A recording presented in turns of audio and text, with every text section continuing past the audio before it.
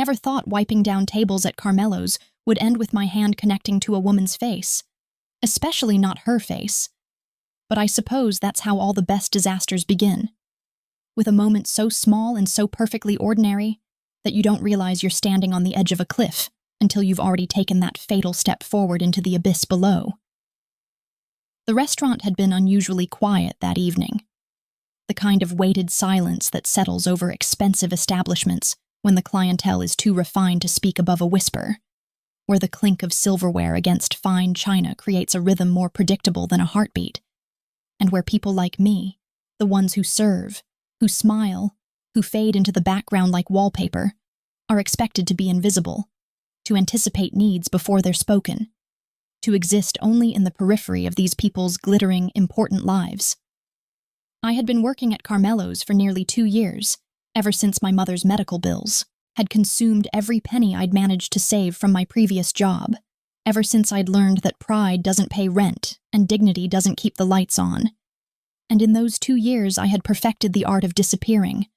of becoming so forgettable that the wealthy patrons could say anything, do anything, treat me like furniture without ever once considering that I might have thoughts, feelings, or a breaking point that they were pushing closer to with every casual cruelty.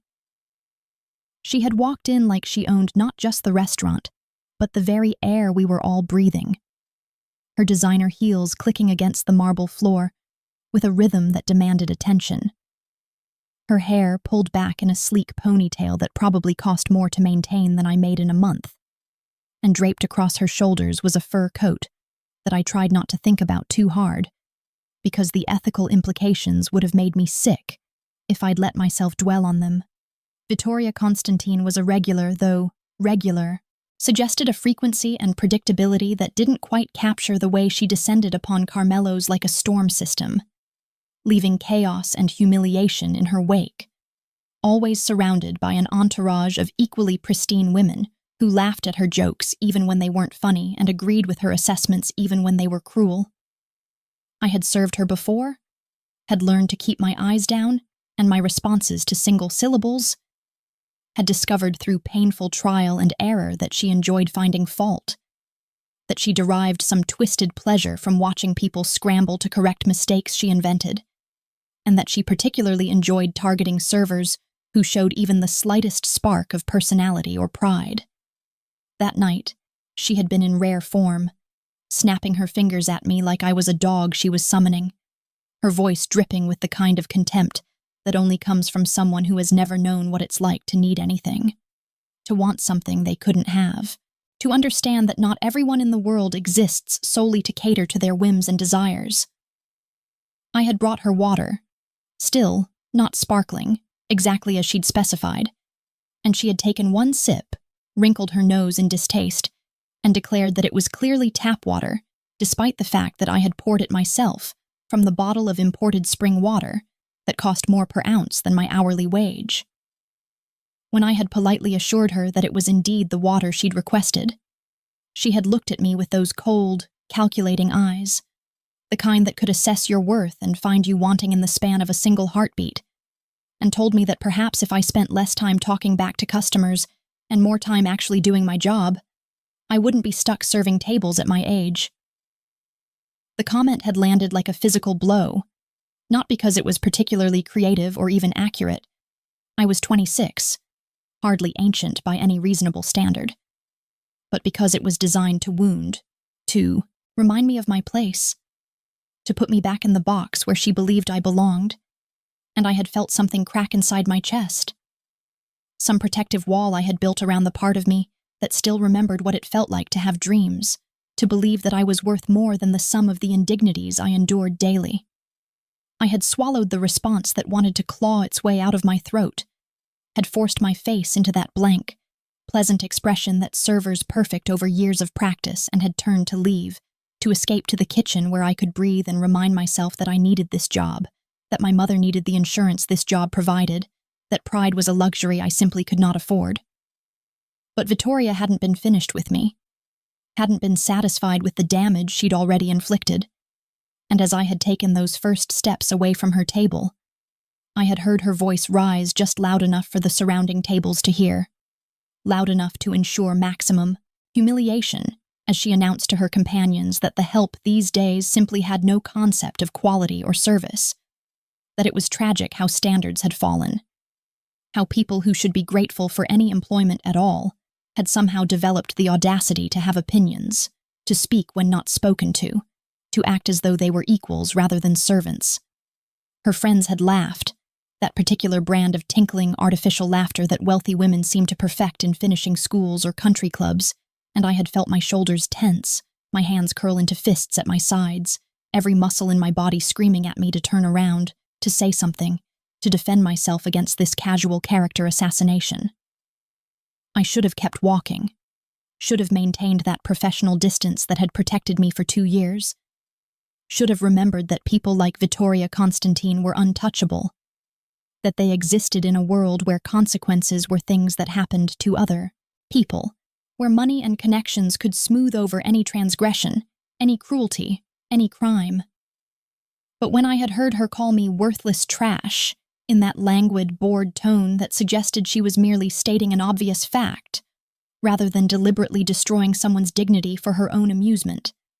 something inside me had snapped with an almost audible crack, like a branch that had been bent too far for too long,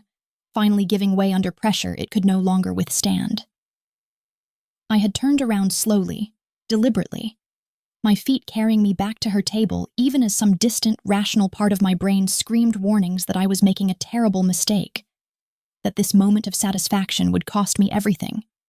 that some lines, once crossed, could never be uncrossed. She had been lifting her wine glass to her lips when I reached the table,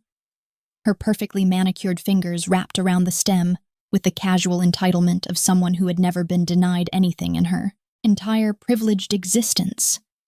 And she had looked up at me with those glacial eyes,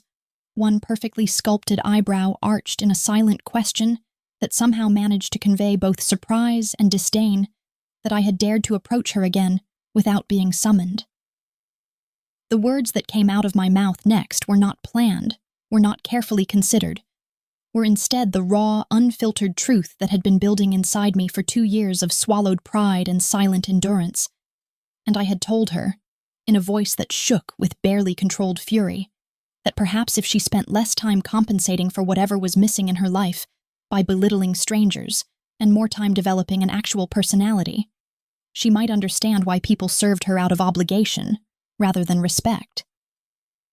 The effect had been immediate and electric, the surrounding conversations dying mid-sentence as heads turned to witness what was clearly an unprecedented breach of the invisible but ironclad rules that governed interactions between the servers and the served, and Vittoria's face had transformed from bored superiority to genuine shock, her mouth falling open slightly in an expression that might have been comical if the situation hadn't been so catastrophically serious. For perhaps 3 seconds, we had simply stared at each other, her brain clearly struggling to process that someone from my station in life had not only spoken to her that way, but had done so in front of witnesses, in front of her peers, in a public setting where her reputation and social standing were on full display. Then her eyes had narrowed into slits of pure hatred, her face flushing with a rage so intense it was almost beautiful in its terrible purity, and she had stood up so quickly that her chair scraped against the floor with a sound like a scream, the wine glass still in her hand as she stepped toward me with murder written across every aristocratic feature. I had known what was coming, had seen the intention in her eyes a fraction of a second before she acted, but I hadn't moved, hadn't stepped back or raised my hands to protect myself, because some part of me wanted this confrontation, wanted the world to see what these people were really like beneath the designer clothes and practiced civility, wanted witnesses to the casual cruelty they inflicted on those they considered beneath them. The wine had hit my face in a cold, shocking splash that soaked through my uniform and dripped onto the pristine white tablecloth, the liquid running down my neck and into my collar as she sneered at me with a viciousness that transformed her beautiful features into something ugly and twisted. And then she had spoken, her voice low and venomous, calling me worthless trash again, adding that I should crawl back to whatever gutter I had emerged from and be grateful that she didn't have me arrested for assault, for daring to speak to her that way, for having the audacity to exist in her presence. And that was when my hand had moved of its own accord, my palm connecting with her cheek in a slap that rang out through the silent restaurant like a gunshot, the force of it snapping her head to the side and leaving a perfect red handprint blooming across her porcelain skin. And in that moment, in that single second of violence and release, I had felt a satisfaction so complete and so terrible that I knew immediately I would pay for it for the rest of my life. The restaurant had gone completely silent, the kind of silence that feels almost solid, that presses against your eardrums and makes you aware of your own heartbeat, your own breathing, the blood rushing through your veins like a countdown to inevitable disaster. And Vittoria had simply stood there, frozen, one hand slowly rising to touch her reddening cheek, her eyes wide with a shock so profound that it had temporarily overridden even her rage. That was when I had heard the door open behind me, the soft chime of the bell that announced new arrivals barely audible over the pounding of my own heart, and I had felt the atmosphere in the room shift in a way that made my skin prickle with instinctive warning, the kind of primal recognition that tells prey animals a predator has entered their territory. Every eye in the restaurant had moved past me to focus on whoever had just walked in, and I had watched Vittoria's expression transform from shocked rage to something far more complex. Fear mixed with relief, calculation mixed with vindication, and underneath it all, a smugness so thick I could practically taste it in the air between us. I had turned slowly, my hand still tingling from the impact, my uniform still dripping wine onto the expensive carpet, and found myself staring at a man whose presence seemed to fill the entire room, despite the fact that he had barely crossed the threshold, flanked on either side by men in expensive suits, whose posture and dead eyes marked them as exactly the kind of people you never wanted to encounter in a dark alley or, apparently, in an upscale restaurant where you had just slapped someone important. Damiano Constantine was not what I had expected, though I couldn't have said exactly what I had been expecting from a man whose name was whispered in certain circles with the kind of reverence usually reserved for natural disasters and acts of God, whose reputation preceded him like a shadow that swallowed light and hope and foolish young women who slapped his wife in public. He was tall, broad-shouldered in a way that suggested violence held in careful check, his dark hair perfectly styled and his suit probably worth more than my car.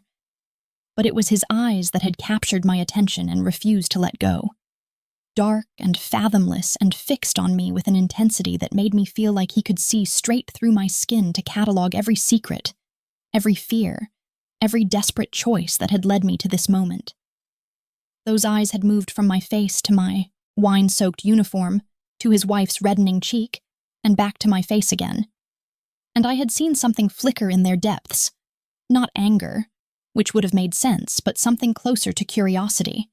to interest, to the kind of assessment a collector might give to an unexpected find at an estate sale. Vittoria had rushed to him immediately, her heels clicking against the floor as she pressed herself against his side, one hand still touching her cheek as she launched into a breathless explanation of what had transpired, her voice pitched to convey maximum distress and indignation,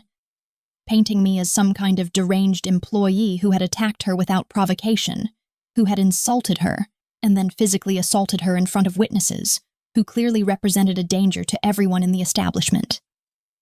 But Damiano's eyes had never left my face, had never so much as glanced at his wife as she performed her role of wronged victim with the practiced ease of someone who had done this before, many times before. And I had felt something shift in the air between us, some unspoken communication that I couldn't decipher but that made every instinct I possessed scream warnings that I was in far more danger than I had initially understood. When he finally spoke, his voice was low and controlled, the kind of voice that didn't need to rise to command absolute attention, that carried an authority so inherent it seemed to vibrate in the bones of everyone who heard it. And he had asked me, in that calm, almost conversational tone, whether I understood what I had just done, whether I comprehended the magnitude of my mistake, whether I had any concept of the consequences that would follow this moment of violence against his wife. I had wanted to defend myself, to explain that she had provoked me, that she had spent the better part of an hour systematically humiliating me for her own entertainment. But the words had died in my throat because I could see in his eyes that he already knew, that he had probably walked in on the tail end of the confrontation and had witnessed enough to understand exactly what had transpired, and that my explanations, my justifications, my very reasonable reasons for losing control would mean absolutely nothing in the face of what was coming. The restaurant manager had appeared then, practically materializing out of thin air, with the kind of speed that suggested he had been watching the entire scene unfold and had been trying to decide on the least damaging course of action. And he had immediately begun apologizing to Damiano and Vittoria in that obsequious tone that people use when they're terrified and trying desperately to avoid consequences, assuring them that I would be terminated immediately, that the restaurant would cover any medical expenses or damages, that this kind of behavior was absolutely unacceptable and had never happened before in Carmelo's long and distinguished history. I had barely heard him, had been too focused on Damiano's face, on the way his expression had shifted into something I couldn't quite read, something that looked almost like satisfaction, like he had been waiting for exactly this kind of chaos to erupt and was pleased that it had finally arrived. Then he had spoken again, cutting through the manager's desperate apologies with a single raised hand,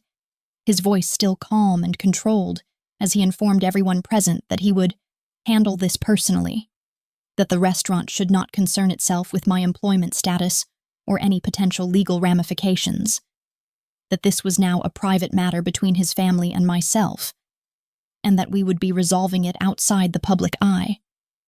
The words should have been reassuring, should have suggested that perhaps he was going to be reasonable about the situation. But the way he said them, the dark promise underlying every syllable, had sent ice water flowing through my veins because I understood, in that moment, that I had not just slapped a wealthy woman having a bad day, I had slapped the wife of a man who operated entirely outside the normal rules of society, who had resources and connections and a reputation that meant he could make problems disappear without ever facing consequences. And I had just become exactly the kind of problem that men like him specialized in eliminating. As his men had stepped forward, moving with the practiced coordination of people who had done this many times before, who knew exactly how to escort someone out of a public space without causing a scene or drawing additional attention, I had felt my legs begin to shake, my earlier satisfaction and righteous anger draining away to be replaced by a terror so profound it threatened to buckle my knees beneath me. And I had looked one last time at Damiano Constantine's face,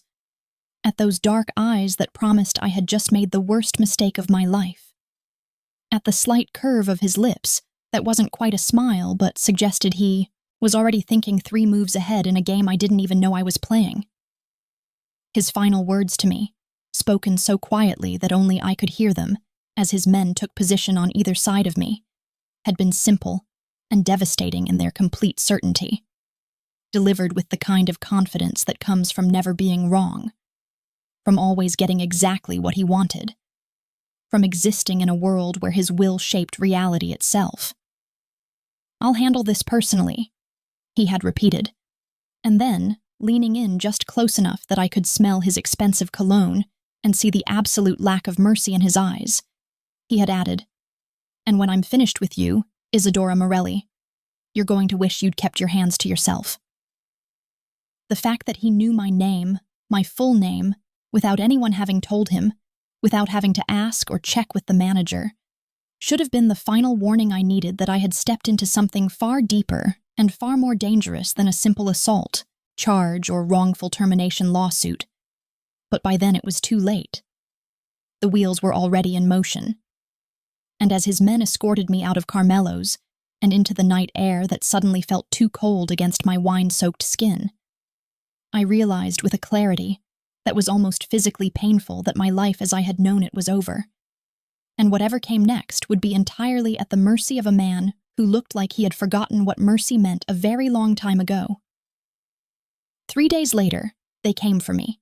and when I say they came, I don't mean with guns blazing or dramatic threats shouted through my apartment door like you see in movies. That would have been kinder. would have at least given me something concrete to fight against, some clear enemy to rage at. But instead they came with documents, with lawyers in expensive suits, who smiled with all the warmth of sharks scenting blood in the water, and with a price tag attached to my moment of violence that I could never hope to pay in 1,000 lifetimes of serving overpriced pasta to people who treated me like furniture. The first sign that my world was collapsing had been the eviction notice slipped under my door on the morning after the incident, printed on official letterhead that looked legitimate enough to make my hands shake as I read the words explaining that my landlord had decided not to renew my month-to-month lease, that I had 30 days to vacate the premises, and that this decision was final and not subject to appeal or negotiation. I had lived in that cramped studio apartment for 3 years, had never been late with rent, had never caused problems or complaints, had been the kind of tenant that landlords typically loved because I was quiet and reliable and desperate enough that I would never risk losing my housing over something petty. But apparently none of that mattered when someone with enough money and influence decided they wanted you gone, wanted you scared, wanted you to understand that there was nowhere you could hide from the consequences of your actions. The second sign had come when I tried to access my bank account to pay for groceries, and discovered that my debit card had been declined, not because I was overdrawn, though my balance had never been impressive, but because my entire account had been frozen pending investigation into fraudulent activity. A claim so absurd it would have been laughable if it hadn't meant that I suddenly had no access to what little money I possessed, no way to buy food or pay bills, or do any of the 1,000 small things that required cash in a world that ran on transactions and exchanges. When I had called the bank, frantic and confused, demanding to know what fraudulent activity they were investigating, the customer service representative had been polite but unhelpful, explaining in that carefully neutral tone that people use when they're reading from a script that she couldn't discuss the details of an ongoing investigation, that these matters typically took several weeks to resolve, and that I should contact their fraud department during business hours if I had any questions or concerns about the hold on my account. By the time the lawyers had shown up at my door on the third day, I had already been reduced to a state of panicked uncertainty that made it difficult to think clearly, difficult to sleep, difficult to do anything except refresh my email obsessively in hopes of finding some explanation for why my entire life seemed to be systematically dismantled by invisible forces I couldn't identify or fight against. The lead attorney had been a woman named Constance Berkshire, her blonde hair pulled back in a severe bun that matched her severe expression, her briefcase probably worth more than everything I owned combined, and she had introduced herself with the kind of crisp professionalism that immediately made it clear this was not a social call, not a friendly chat, but rather the delivery of a verdict I had no power to appeal or contest. She had laid out the situation with brutal efficiency, explaining that her client, Vittoria Constantine, was pursuing legal action against me for assault and battery, for emotional distress, for defamation of character, and for about 6 other charges that blurred together in my panic-fogged brain as she recited them in that calm, matter-of-fact voice that people use when they're completely confident in their position, when they know they hold all the cards and you're playing with an empty hand. The estimated damages, she had informed me while sliding a document across my kitchen table that I was too shocked to actually read, totaled just over $300,000, a sum so astronomical that I had actually laughed out loud in sheer disbelief. Because what world did these people live in where they thought a waitress could possibly have access to that kind of money? Where they believed that number represented anything other than a life sentence of debt and servitude? But Constance Berkshire had not been amused by my laughter, had simply waited for me to finish with that patient expression that suggested she had seen this reaction before, many times before, from other people who had made the mistake of crossing her clients and were now discovering that certain families operated entirely outside the normal bounds of law and consequences. She had then explained, in that same clinical tone, that her clients were not unreasonable people, that they understood I likely did not have the resources to pay the settlement outright, and that they were prepared to offer me an alternative arrangement that would satisfy the debt without requiring me to declare bankruptcy or face criminal charges that would almost certainly result in jail time, given the clear evidence of my assault against Mrs. Constantine in a public establishment with multiple witnesses. The alternative, as she had outlined it, had sounded simple enough on the surface. I would enter into a contract of service with the Constantine family, working off my debt through employment at one of their properties, with my wages and housing provided, but no additional compensation until the full amount of the settlement had been satisfied through my labor. The way she presented it had made it sound almost reasonable, almost generous even, like they were doing me a favor by offering me a way out of my impossible situation. But I had not survived 26 years on this earth, had not navigated the countless small cruelties and exploitations that came with being poor in a world designed for the wealthy, without developing some instinct for when I was being maneuvered into a trap disguised as salvation. I had asked, my voice barely above a whisper because my throat had gone tight with fear and rage and the horrible certainty that I had no real choice in any of this. What would happen if I refused their generous offer? If I chose instead to take my chances, with the legal system and whatever consequences that entailed? Constance had smiled then, a thin, utterly joyless expression that never reached her cold eyes, and had informed me that my refusal would be noted, and that her clients would proceed with both the civil suit and criminal charges, that they had already compiled extensive evidence including security footage from the restaurant, witness statements from over a dozen patrons who had observed my violent outburst, and medical documentation of Mrs. Constantine's injuries, and that based on her experience with similar cases, I could expect to spend between 3 to 5 years in prison, followed by decades of wage garnishment to pay off the judgment that would inevitably be awarded against me. The choice, presented this way, had been no choice at all, had been instead a carefully constructed illusion of agency designed to make me feel like I was making a decision when in reality I was simply selecting which form of imprisonment I preferred, the literal kind behind bars, or the more subtle kind that came with being legally bound to people who had already demonstrated their willingness to destroy my life over a single slap, delivered in a moment of pushed too far desperation. I had signed the papers with hands that shook so badly I could barely hold the pen, my signature looking jagged and unsteady on the line that sealed my fate, and Constance had collected the documents with the satisfied efficiency of someone who had never once doubted the outcome of this meeting, who had known from the moment she walked through my door that I would sign, because people like me always did, because we had no resources, no connections, no powerful friends to call upon when the world decided to crush us beneath its indifferent heel. They had come for me that same afternoon, 2 of Damiano's men appearing at my door exactly 3 hours after Constance had left, giving me just enough time to throw a few essential belongings into a bag before they informed me, in tones that brooked no argument or delay, that it was time to leave, that my old life was over, and that I should not bother trying to contact anyone or make arrangements for my apartment, because all of that had already been handled by people far more efficient than I could ever hope to be. The drive to the Constantine estate had taken over an hour, carrying me away from the familiar streets of the city I had always known, and out into the countryside where estates like theirs existed behind high walls and electronic gates, hidden from the ordinary world like secrets that the wealthy preferred to keep locked away from prying eyes and moral judgments. The mansion itself had stolen what little breath remained in my lungs when the car had finally pulled through the gates and wound up a driveway lined with ancient oak trees that probably cost more to maintain than I had earned in my entire working life, revealing a structure that seemed to belong more to European aristocracy than to modern America, all stone and elegant architecture and windows that gleamed in the afternoon sun, like the eyes of some massive predator watching my approach with hungry interest. I had been escorted inside by the same 2 silent men who had collected me from my apartment, their hands never quite touching me but always positioned in ways that made it clear I was being guided rather than welcomed, that I was entering this beautiful prison as a captive rather than a guest,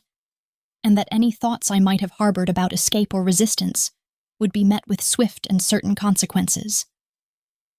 The interior had been even more overwhelming than the exterior. all marble floors and soaring ceilings and artwork that I recognized from museum visits I had taken back when I still believed education and cultural knowledge might somehow lift me out of the poverty I had been born into.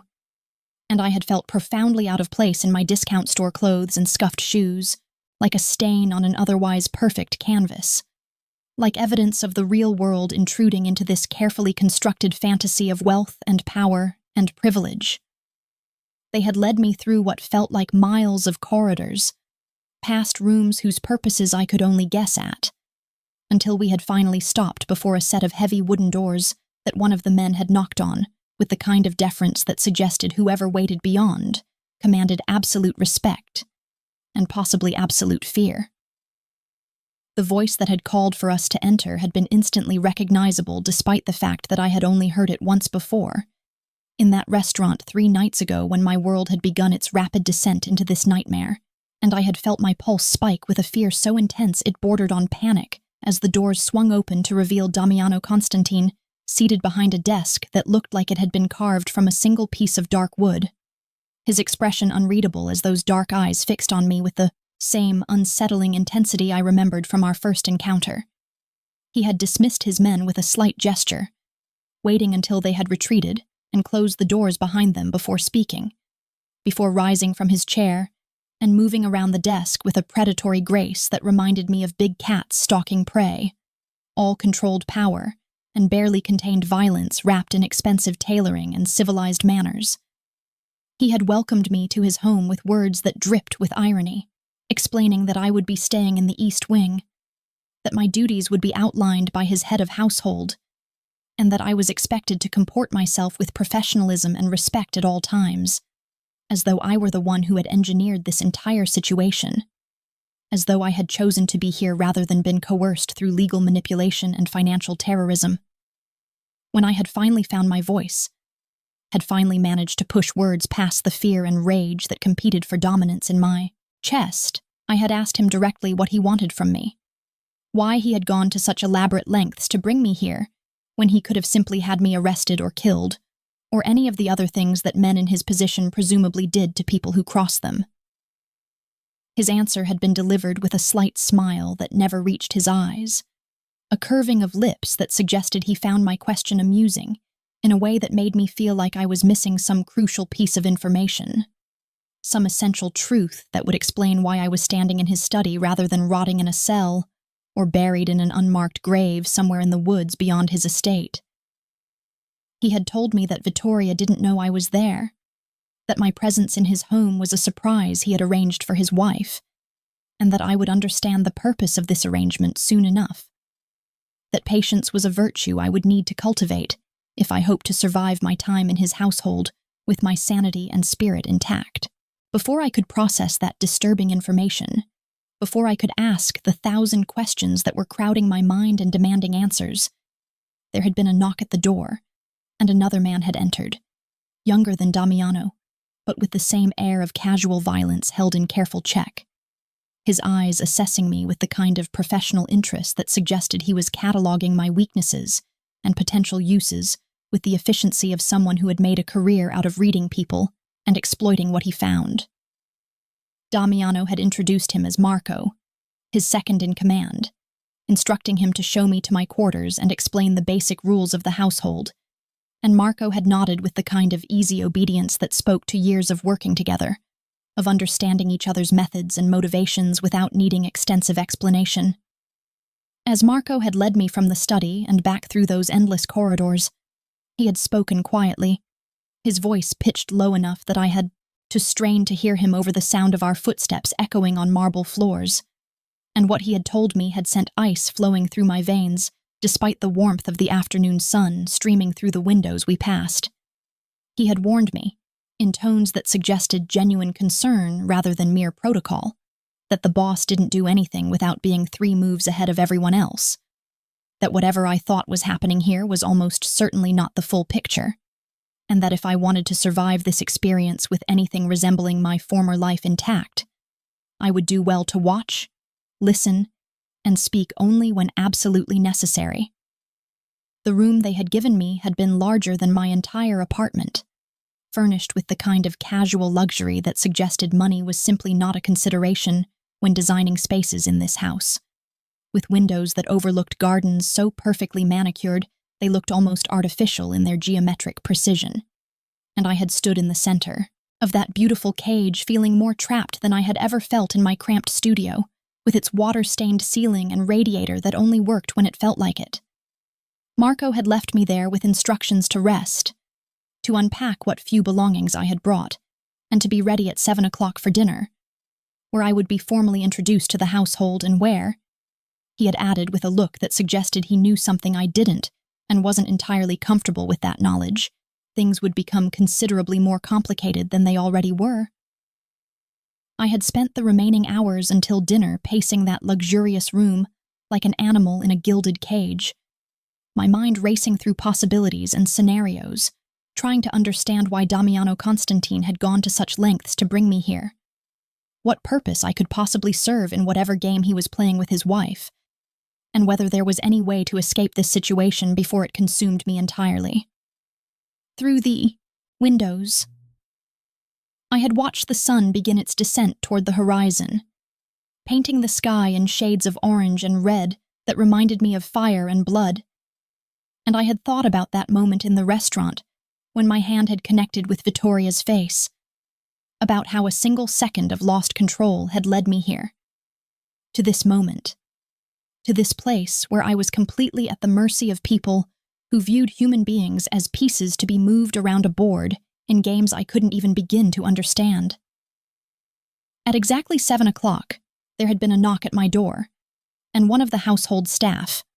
a woman in her 50s with kind eyes and a gentle voice, had appeared to escort me to dinner, leading me through yet more corridors until we had reached a dining room that could have comfortably seated 30 people,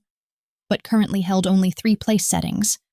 arranged at one end of a table that stretched away into shadows, like a dark road leading to an uncertain destination.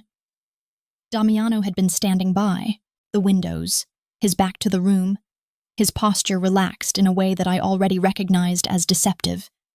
as the calm before some storm I couldn't see approaching, but could feel building in the charged atmosphere of the room. And when he had turned at the sound of our entrance,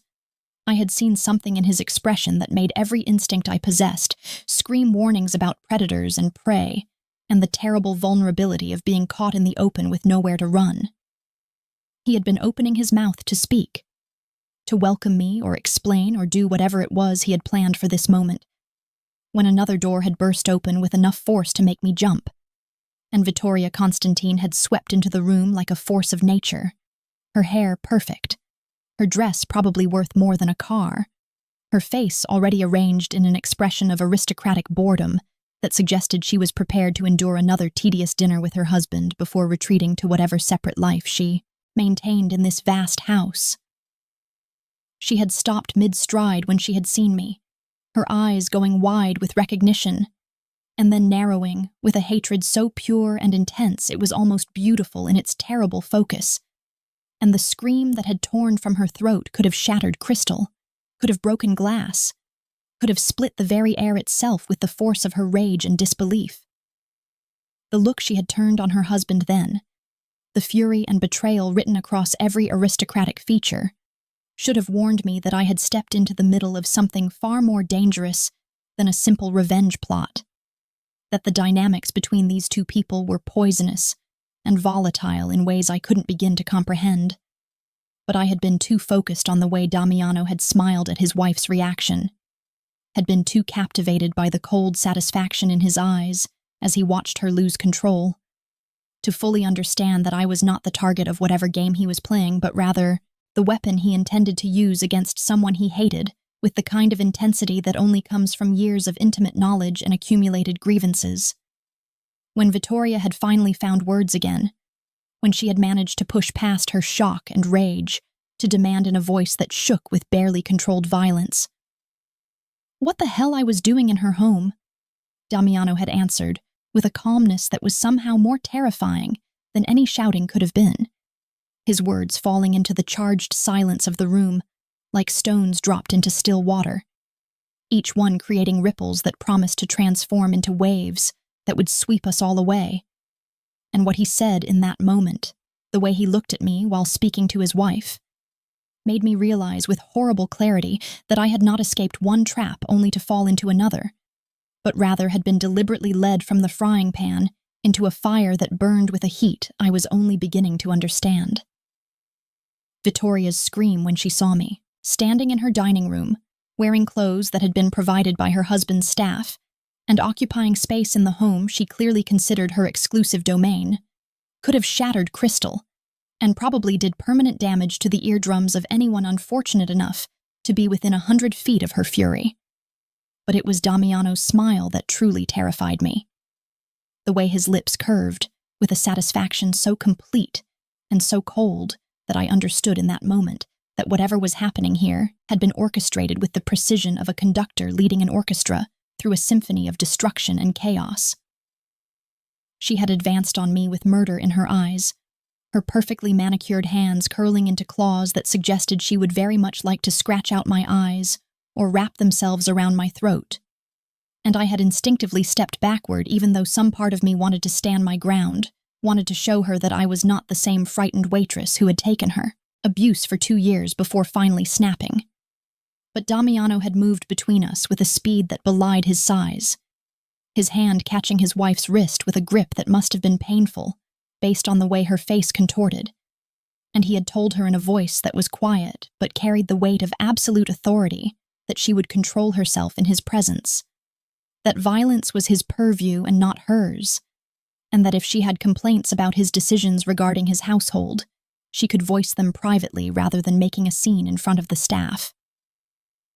The look she had turned on him then had been venomous enough to kill a lesser man, filled with years of accumulated resentment and rage that clearly extended far beyond my unexpected presence in their home, and she had wrenched her wrist from his grasp with a violence that suggested their marriage was held together by something other than affection or mutual respect,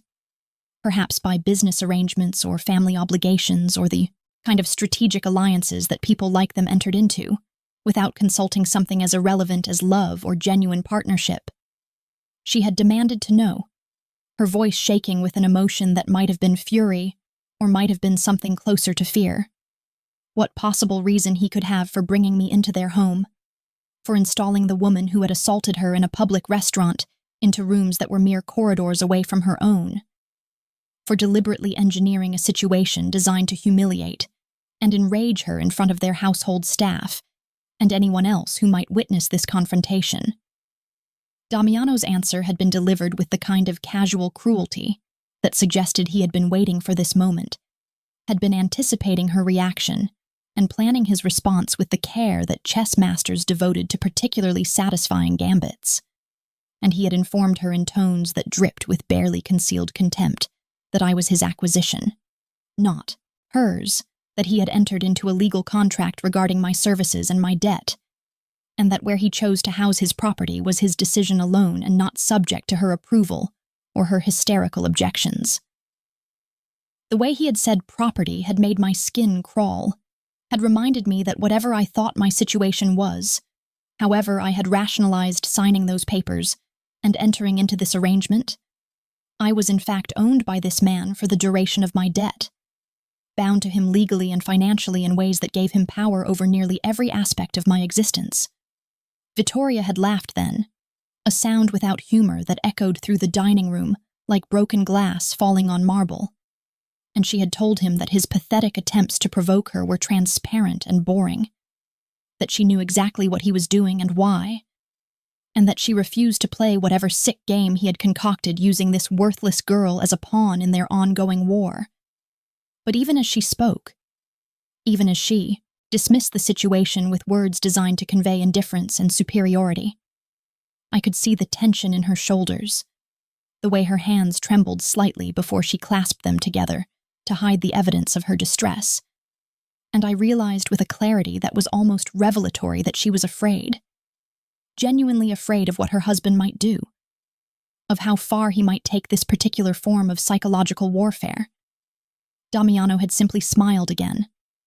that terrible curve of lips that promised nothing good, and had gestured toward the table with an invitation for us both to sit. to share dinner like civilized people rather than enemies circling each other, looking for weaknesses to exploit. And though every instinct I possessed screamed that I should refuse, should demand to be taken back to my room, or better yet released from this entire nightmare arrangement, I found myself moving toward the chair he indicated, because I was beginning to understand that in this house, in this world I had been dragged into, refusing Damiano Constantine was not an option that ended well for anyone foolish enough to attempt it. Vittoria had remained standing for a long moment, her eyes moving between her husband and me, with an expression that suggested she was performing calculations, weighing options, trying to determine the best strategy for navigating whatever trap he had set for her. And then she had moved to her own seat with the kind of rigid grace that came from years of deportment training and social conditioning. The dinner that followed had been one of the most uncomfortable experiences of my life, a carefully choreographed exercise in tension and unspoken hostility, where every word carried multiple meanings, and every gesture seemed designed to convey messages I couldn't fully decode with my limited understanding of the complex dynamics between these two people who were legally bound but clearly despised each other with an intensity that bordered on obsession. Damiano had asked me questions about my background, my education, my family circumstances, all delivered in a tone of polite interest that would have seemed genuine if not for the way he watched his wife's reactions to my answers, the way he seemed to take particular pleasure in any detail that made Vittoria's jaw tighten, or her fingers grip her wineglass with enough force to risk shattering the delicate crystal. When he had asked about my mother's illness, about the medical bills that had consumed my savings and forced me into longer hours at jobs that paid barely enough to survive, Vittoria had made a small sound of contempt, a dismissive noise that suggested such concerns were beneath her notice, that people who allowed themselves to fall into poverty through lack of resources or connections deserved whatever suffering befell them. And I had felt anger spike hot and fierce in my chest before Damiano had reached across the table to refill my wineglass, his fingers brushing against mine in a contact that lasted a fraction of a second too long to be accidental. And the look he had given me then had been complex enough that I couldn't begin to untangle all the meanings woven through it. He had turned to his wife then, his voice taking on a quality of false concern as he asked whether she was feeling well, whether perhaps the stress of recent events had affected her appetite since she had barely touched the exquisite food that had been prepared by their clearly talented kitchen staff. And Vittoria had responded with a smile that was all teeth and no warmth, assuring him that she was perfectly fine, that her appetite remained unaffected by his juvenile attempts at provocation, and that she found the entire situation more pathetic than upsetting. But the way her hands trembled as she lifted her wineglass to her lips, the way color had risen in her cheeks despite her attempts to maintain an air of bored superiority, suggested that his campaign of psychological warfare was having exactly the effect he desired, that each small humiliation was landing with precision on targets he had spent years learning to identify and exploit. As the meal progressed, and the wine flowed more freely, loosening tongues and lowering the careful guards that people in their position typically maintained, I began to understand that their marriage was not merely loveless, but actively hostile. A strategic alliance between powerful families that had soured into something toxic and potentially dangerous, where every interaction was a battle, and every conversation was loaded with the accumulated grievances of years spent trapped in a relationship neither wanted, but neither could escape. Vittoria had mentioned business dealings that Damiano had apparently mishandled, investments that had failed to yield expected returns, and he had countered with references to her family's declining influence, to scandals that had been suppressed but not forgotten, to failures and embarrassments that clearly struck nerves based on the way her face flushed with rage. Through it all, I sat silently, trying to make myself as invisible as possible while simultaneously trying to understand the complex game being played around me, trying to figure out what role Damiano expected me to play in his obvious campaign to torment his wife, and whether there was any way to navigate this situation without being completely destroyed by the fallout. It was only when dessert had been served, when the staff had retreated and left us alone in that cavernous dining room, that Damiano had finally addressed the obvious question hanging in the air like smoke, turning to me with an expression of almost friendly curiosity as he asked whether I understood why I was there, whether I had puzzled out the purpose of my presence in his household beyond simply working off a debt that we both knew had been artificially inflated to serve his purposes. I had wanted to tell him that I understood nothing, that I was completely lost in a world of power plays and martial warfare that I had no training or preparation for, that I was terrified and confused and desperate for some clarity about what was expected of me.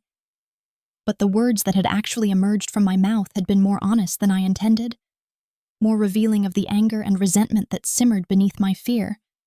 and I had told him that I understood he was using me as a weapon against his wife, that I was a tool in whatever sick game they were playing with each other, and that I resented being reduced to a pawn in conflicts I had no stake in and no understanding of. The silence that followed my words had been absolute and terrifying, stretching out for seconds that felt like hours, while Damiano studied me with those dark, unreadable eyes, and I had braced myself for violence or rage or some form of punishment for speaking so directly to a man who clearly expected deference and obedience from those he considered beneath him. But instead of anger, his expression had shifted into something that looked almost like approval, like satisfaction that I had demonstrated some spark of intelligence or courage, or perhaps just the kind of reckless honesty that he found refreshing in a world where everyone around him presumably spoke in carefully calculated half-truths, designed to avoid offense. He had told me then, his voice dropping to a tone that suggested he was sharing a confidence, that he had seen fire in me when I slapped his wife,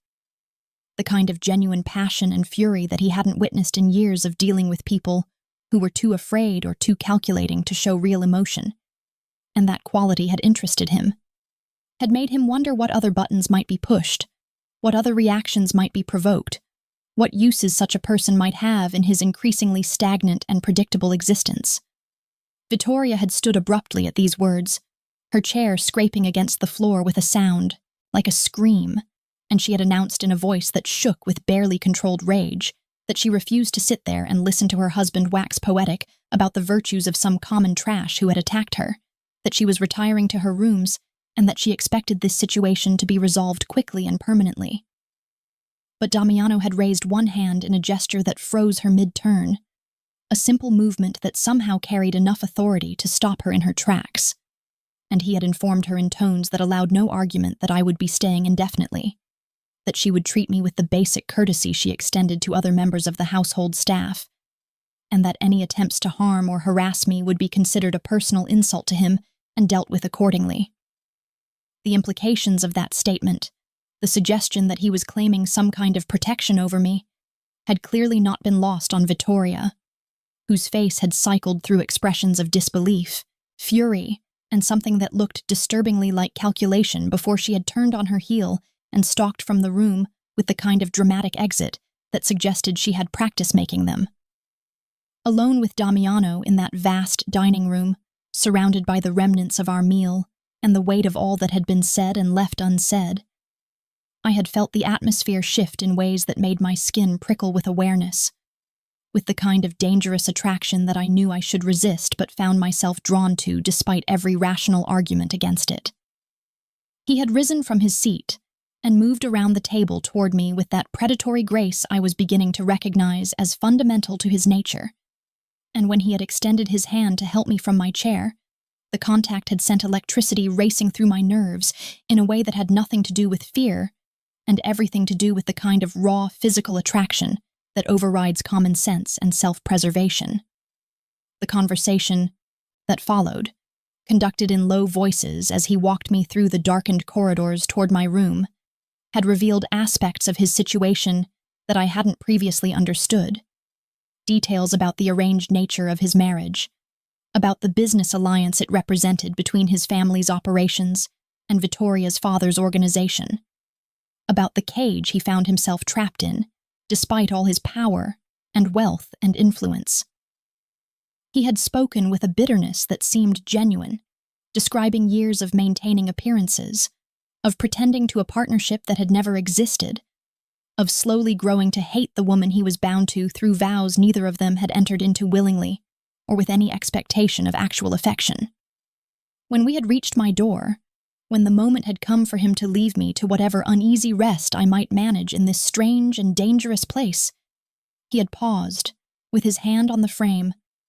his body close enough that I could feel the heat radiating from him, could smell the expensive cologne that probably cost more than I used to make in a month. And he had told me in a voice rough with emotion I couldn't fully identify that I was the first real thing he had wanted in a decade, the first person who had stirred something in him, beyond the cold calculation and strategic thinking that had become second nature during years of operating in a world where everything was transactional and nothing was offered without expecting something in return. The kiss that followed had been inevitable from the moment he had stepped into my space, from the moment his hand had come up to cup my face with a gentleness that seemed at odds with everything I knew about him. And when his lips had met mine, I had felt the world tilt and reform around that point of contact, felt every rational objection and self-protective instinct dissolve beneath the onslaught of sensation and want and the kind of reckless desire that makes people do catastrophically stupid things. His hands had found my waist, pulling me against him with a possessiveness that should have alarmed me but instead ignited something primal and dangerous in my core. And I had kissed him back with all the pent-up frustration and fear and anger of the past days, channeling everything into that contact, into the slide of lips and tongue, and the barely controlled violence of mutual wanting.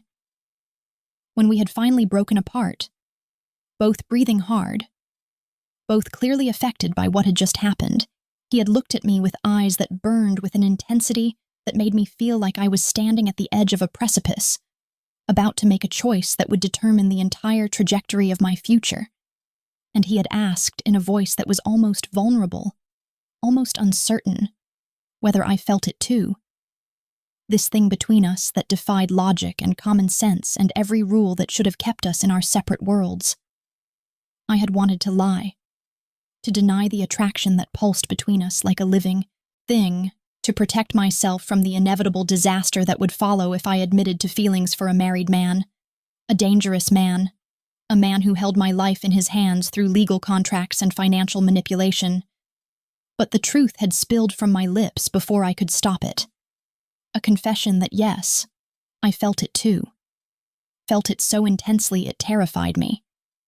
Felt it in ways that made me question my own sanity and self-preservation instincts. He had smiled then, a real smile that transformed his face from coldly handsome to devastating, and he had traced the line of my jaw with fingers that trembled slightly, betraying an emotion he typically kept locked behind walls of control and calculated distance, before forcing himself to step back, to put necessary space between us, to acknowledge that whatever this was, whatever was developing in the charged air between our bodies, it would have consequences that we needed to consider carefully before proceeding. As he had walked away, his footsteps echoing in the silent corridor, I had leaned against my doorframe feeling like I had just survived something intense and transformative, like the world had shifted on its axis, and nothing would ever be quite the same again. Sleep, when it finally came in the early hours of morning, had been restless and filled with dreams that blurred the line between desire and danger, between the thrill of attraction and the terror of consequences. And when I had woken to find expensive clothes laid out for me, and a note in Damiano's handwriting requesting my presence at breakfast, I had understood that the previous night had been a beginning, rather than an aberration, that we had crossed some invisible line that could not be uncrossed, and that whatever came next would test every assumption I had ever made about myself, my values, and my ability to survive in a world where power and desire mixed into cocktails toxic enough to destroy everyone they touched. But what I had not anticipated, what I could not have prepared for even if someone had explicitly warned me, was that Vittoria had been watching, had been gathering evidence, had been waiting for exactly this kind of mistake from her husband, so that she could spring whatever trap she had been preparing since the moment she realized I posed a threat not just to her pride, but to the carefully maintained fiction of her marriage and the power it represented. The revelation came during breakfast, delivered by Marco, who had appeared with an expression that mixed concern and professional distance,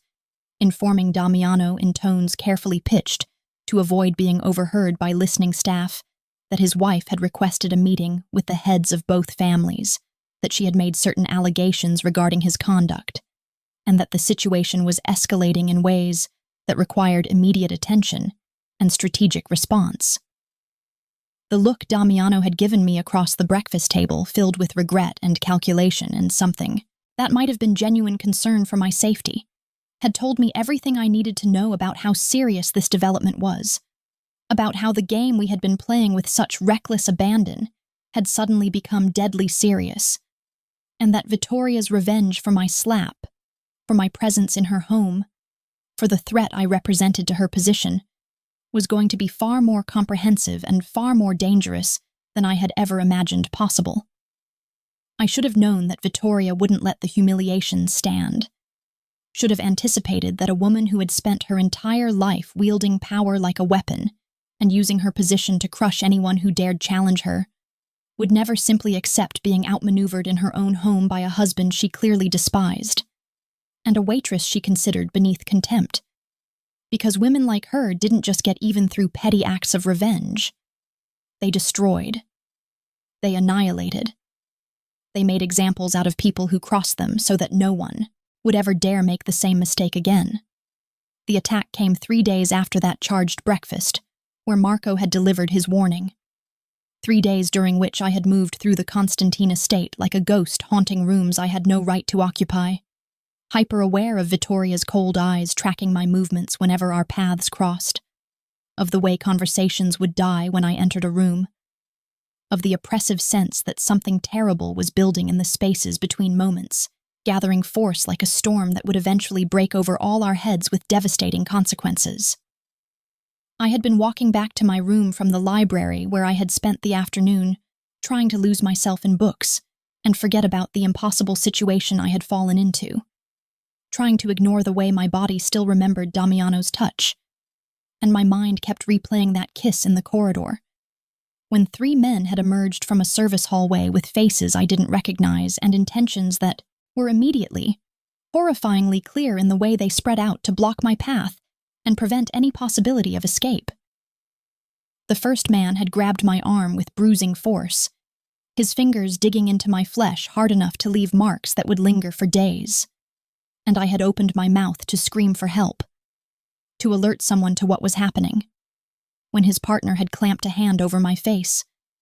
cutting off my air and my voice while the third man produced a knife that caught the light from the corridor's chandelier and reflected it back in ways that made my vision blur with terror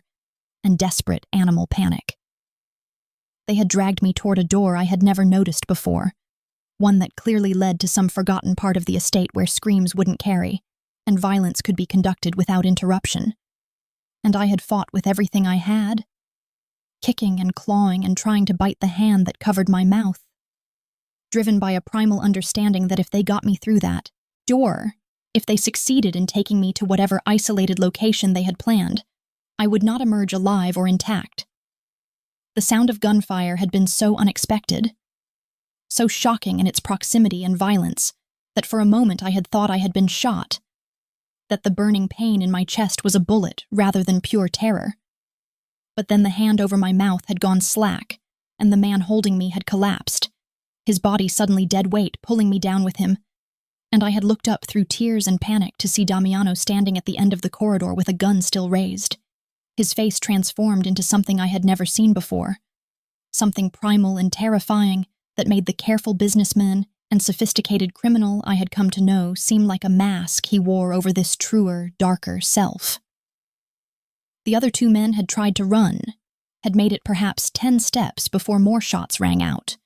before they crumpled to the expensive carpet that was now decorated with spreading pools of blood, and I had watched with a detachment born of shock as Damiano approached with measured steps, his eyes never leaving my face as he holstered his weapon and knelt beside where I had fallen against the wall, my legs no longer capable of supporting my weight. His hands had been gentle as he checked me for injuries, as he carefully examined the bruises already forming on my arms and the scratch across my cheek where one of the attackers had caught me with rough fingers And when he had finally seemed satisfied that I was hurt, but not seriously damaged, he had pulled me against his chest with a fierceness that bordered on desperation, his arms wrapping around me like he could shield me from the violence he himself had just committed, from the reality of the world we both inhabited, where life was cheap,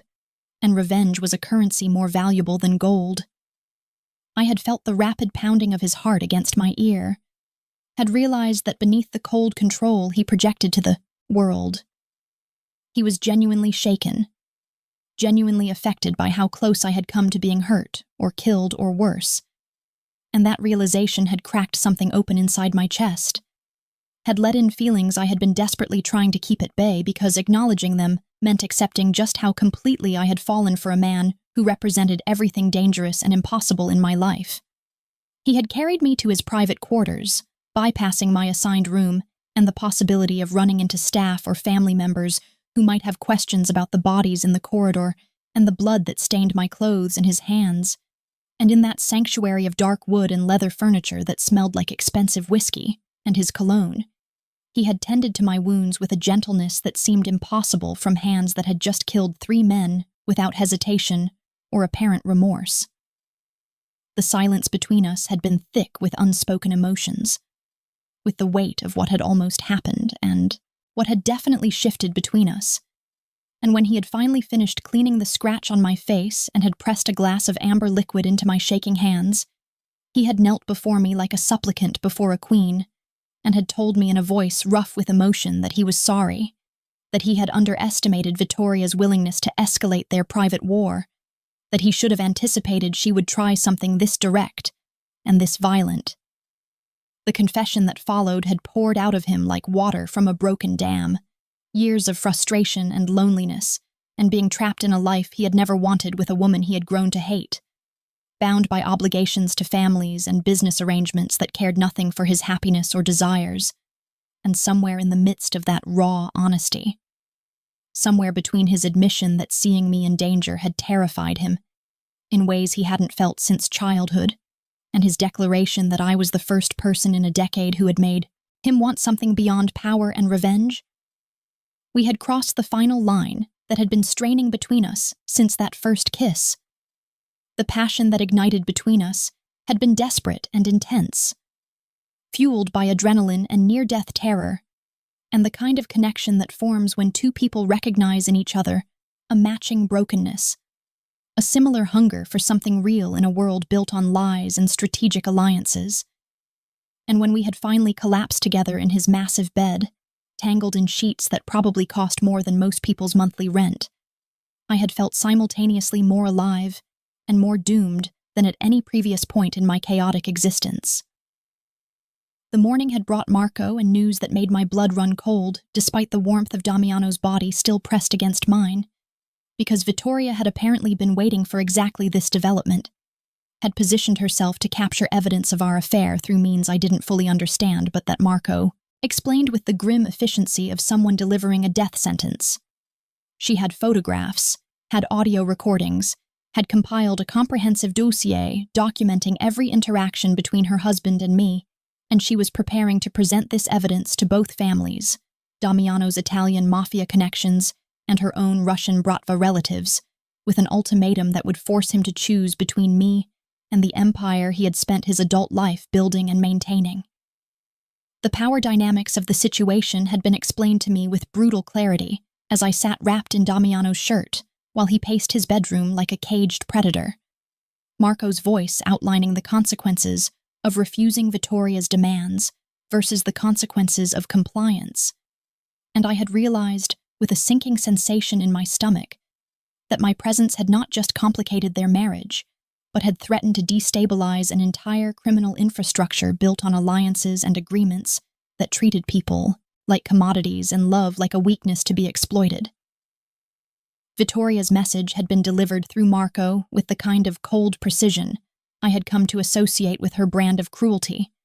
informing Damiano that he had 24 hours to kill me himself, to prove his loyalty to their arrangement and their families, or she would release her evidence and trigger a war between organizations that would leave bodies stacked like cordwood and empires burning, while she emerged with her reputation intact, and his in ruins. The look Damiano had given me when Marco finished delivering this ultimatum had been filled with such complex emotion that I couldn't begin to untangle all the threads, rage and calculation and something that looked heartbreakingly like genuine anguish. And I had understood in that moment that I was going to die, that whatever feelings had developed between us were not enough to overcome the weight of obligation and strategic necessity that governed his world, and that my punishment for slapping Vittoria Constantine and daring to reach above my station was going to be a bullet from the man I had been foolish enough to fall for. When Damiano came to my room with a gun tucked into his waistband, and Marco trailing behind him with an expression that mixed professional detachment with what might have been genuine regret, I thought I knew exactly how this story ended. Thought I had finally reached the conclusion that had been inevitable. From the moment my hand connected with Vittoria's face in that restaurant. But I was wrong about so many things. Wrong about the game being played, and the pieces on the board, and most especially wrong about who the real target of Damiano's carefully orchestrated revenge had been all along. He had told me to come with him in a voice devoid of emotion, the same flat tone I imagined he used when conducting business that required violence and permanent solutions. And I had followed without protest because some part of me had accepted that this was always how it would end, that women like me didn't get to walk away from situations like this, didn't get happy endings or last-minute rescues, and that perhaps dying by his hand was preferable to whatever slow destruction Vittoria would engineer if given the opportunity. The drive had taken us to a warehouse on the outskirts of the estate, one of those vast industrial spaces that existed in the gray areas of legitimate business and criminal enterprise. And as we had pulled through the loading bay doors into the dim interior lit by bare bulbs hanging from chains, I had seen that we were not alone, that the space was filled with people I didn't recognize. Hard-faced men in expensive suits who radiated the kind of casual menace that came from lives spent enforcing rules through violence and intimidation. What I had not expected, what had stolen the breath from my lungs and made my mind race to catch up with a reality that defied everything I thought I understood about my situation, was the sight of Vittoria Constantine bound to a chair in the center of that warehouse floor, her perfect hair disheveled and her designer clothes torn, her face a mask of rage and terror that transformed her beauty into something ugly and desperate. The men surrounding her were clearly representatives of both families, based on the territorial way they had positioned themselves on opposite sides of the space, creating a divided audience for whatever performance Damiano had orchestrated. And when he had walked me past his wife's chair, when she had looked up at me with hatred so pure it should have been lethal, I had felt the narrative I had constructed about my impending death shatter and reform into something I couldn't yet fully comprehend. Damiano had positioned me beside him at what was clearly the head of this impromptu gathering, his hand resting possessively on the small of my back as he began to speak, his voice carrying through the warehouse with the authority of someone who had never doubted his right to command attention and obedience. And what he revealed in the next minutes had rewritten everything I thought I knew about the past weeks, had exposed layers of deception and strategy that made my earlier understanding seem childishly simple. He had told the assembled representatives of both criminal families that his wife had been systematically embezzling from their joint operations for the better part of 2 years, skimming profits and redirecting funds into accounts that would have allowed her to disappear with enough money to live comfortably, while both organizations tore each other apart in recriminations and accusations over the missing millions. The evidence he presented had been comprehensive and damning. Documents and financial records and recordings of Vittoria discussing her plans with associates who had already been quietly eliminated. And as the full scope of her betrayal unfolded in his measured recitation of facts and figures, I had watched her face cycle through denial and defiance before settling into a kind of desperate calculation that suggested she was still searching for an escape route from the trap that had closed around her. But the revelation that had truly shocked me, that had made me understand the full extent of Damiano's manipulation and planning, was when he explained that Vittoria had also been arranging his assassination, had hired contractors to make it look like a rival organization's attack, had been prepared to play the grieving widow while consolidating power and wealth in the chaos that would follow his death. He had known about her plans for months. He explained to the increasingly hostile crowd of family representatives, had been gathering evidence and building his case with the patience of someone who understood that rushing to judgment would only result in his own destruction. And then he had turned to look at me with an expression that mixed triumph and something that looked almost like apology as he revealed the final, stunning piece of his strategy. The night at the restaurant, my employment at Carmelo's, even Vittoria's decision to dine there that evening, all of it had been orchestrated by him, carefully arranged to create the exact confrontation that had resulted in my slapping his wife, because he had researched me for weeks before that night, had identified me as someone with nothing to lose, someone with exactly the right combination of desperation and fire that would make me perfect for his purposes. He had needed someone Vittoria would target, someone she would underestimate and attempt to destroy, someone whose presence would make her sloppy and desperate enough to reveal her true intentions and her carefully hidden betrayals. And I had played my role perfectly, without ever knowing I was performing in his elaborately staged production. The slap that had started everything, the moment I thought had been my downfall, had actually been the beginning of Vittoria's end. The first domino in a chain of events designed to expose her crimes and give Damiano the justification he needed to eliminate her without triggering the family war that her father's organization would have demanded if he had simply killed her without cause. The judgment delivered by the assembled family representatives had been swift and brutal. Vittoria's own father stepping forward to publicly disown her, to strip her of her name and protection, to declare her outside the bounds of family loyalty, and therefore subject to whatever consequences Damiano deemed appropriate for her betrayal. I had expected him to kill her then, to end this elaborate revenge with a bullet between her eyes. But what he did instead was somehow more cruel and more perfect, stripping her of everything that had given her power and identity, her money, her connections, her status, and condemning her to the kind of life she had always looked down upon with contempt, the life of working in restaurants and taking orders from people she considered beneath her, of being invisible and powerless and utterly dependent on the mercy of employers who would show her exactly as much consideration as she had shown people like me. When Damiano had finally turned to me, when the warehouse had emptied and we were left alone except for Marco standing respectfully distant, he had offered me a choice with an honesty that felt genuine despite everything I now knew about his capacity for manipulation and long-term strategic thinking. I could walk away with enough money to disappear, to start over somewhere he would never find me,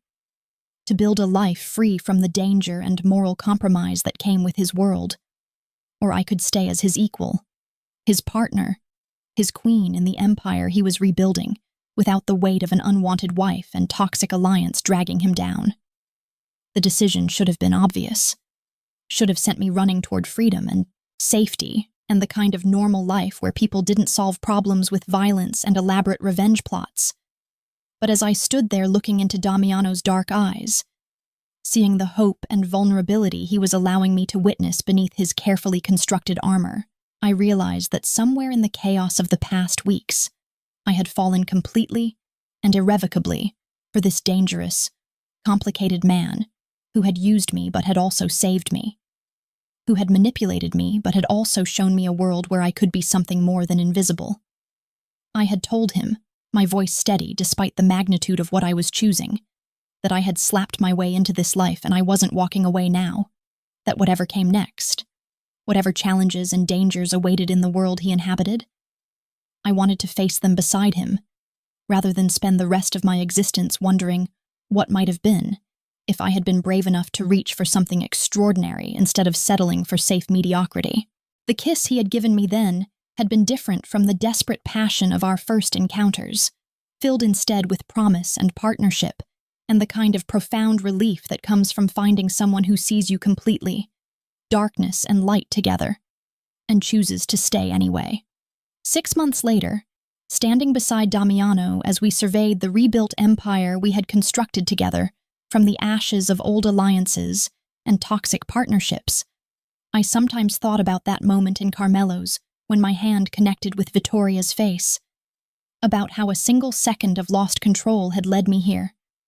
to a life I could never have imagined, and a love I had never thought to find. The waitress had become the queen, and the queen had become the servant.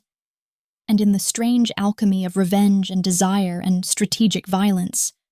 I had discovered that sometimes the most dangerous thing you can do is exactly what everyone tells you is impossible. Reach above your station, claim what you want, and refuse to apologize for the chaos you create in pursuit of a life that feels real, even if that reality is built on foundations that would make ordinary people run screaming into the safety of their predictable, powerless existences. Because at least when I closed my eyes at night in Damiano's arms, I knew that every choice that brought me here had been mine, even the ones I made without knowing I was choosing. And that kind of ownership over your own destruction and reconstruction is worth more than 1,000 safe, forgettable lives lived in the shadows of other people's stories.